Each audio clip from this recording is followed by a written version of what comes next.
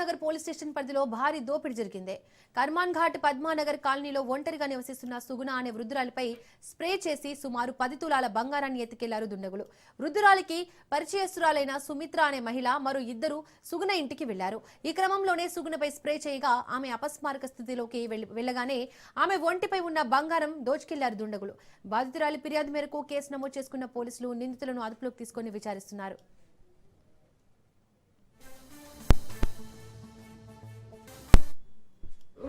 వచ్చింది ఒక ఆమె వచ్చి కూర్చొని ఇక నేను లేచేసరికి స్ప్రే కొట్టింది.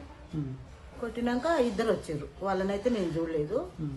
ఇద్దరు వచ్చి పడేసి బ్లాంకెట్ పెద్దది కప్పి మెత్త మూతి మీద పెట్టి నూనె చున్నీ నోట్లో పెట్టిండ్రు. ఇక చంపాలనే ప్రయత్నం చేసిర్రు. స్ప్రే కొట్టిర్రు.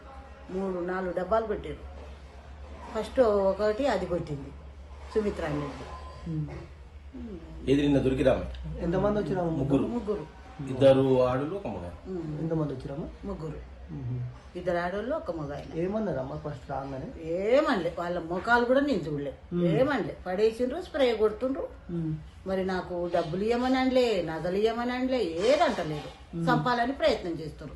మధ్యలో ఇవన్నీ గుంజుకుండ్రు. ఇక 10 తులాలు బంగారం. ఎవరోని గుర్తుపడతావు? నేనా?